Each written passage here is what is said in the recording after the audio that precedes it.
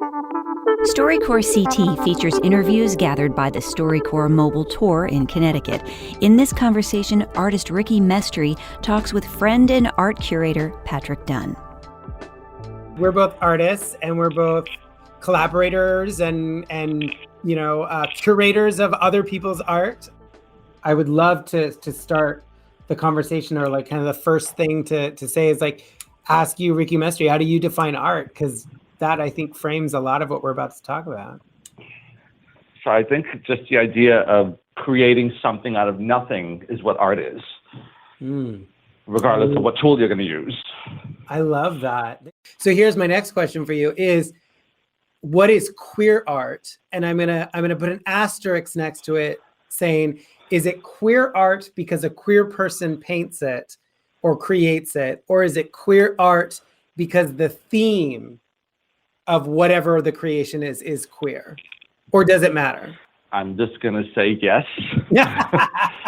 It's an interesting thing to think. I struggle with this whole, like, what is queer art conversation constantly, because part of me is also, and I know you've done this, and actually sometimes some of the pieces in the same sex show or in Outwork that straight artists have created have been some of the most impactful ones. I think I always remember, I think it was a mother who created it. The blankets?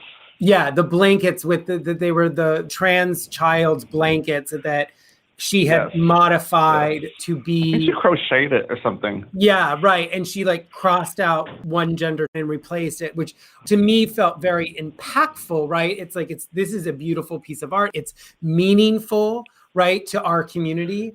But then I also struggle with this, like, well, why is a straight person telling a queer person's story? But then in that moment, that is a shared experience story. So I go back and forth about some of the kind of like, is it performative or is it authentic and blah, blah, blah, blah, blah. But, maybe to somebody who that means something to, then it becomes authentic. Not everybody's going to go out and make a piece that's, connects to the transgender community without it meaning something to them. Even one of my friends years ago, he told me, he was just like, don't you think you want to try making something that's a little bit less specific to a certain group of people?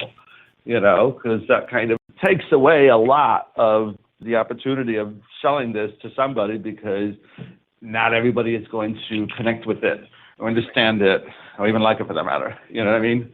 I think he was trying to get me to think outside of what it is that I'm doing. And I kind of felt like, well, you know what? I'm not telling you how to do your art. So, exactly. If it doesn't sell, I will just continue to have the biggest collection of my own work. That's all. Yeah. When I'm dead, it'll mean something. Your style is so distinct. If you could create or do anything with your art, what would it be? I really enjoy that I'm not just one type of artist. And that has worked for me in a lot of ways, and it's probably backfired in a lot of ways as well.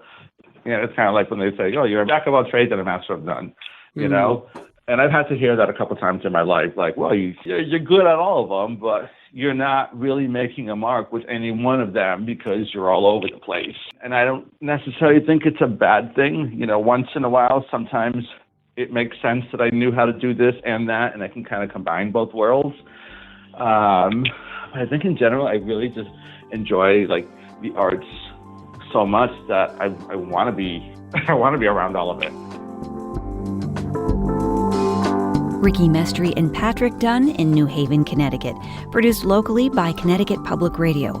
See and hear more stories at ctpublic.org/StoryCorpsCT. The StoryCorps Mobile Tour is made possible by the Corporation for Public Broadcasting. StoryCorps CT is supported locally by Connecticut Humanities with funding from Connecticut's Department of Economic and Community Development, the Office of the Arts, and the state legislature.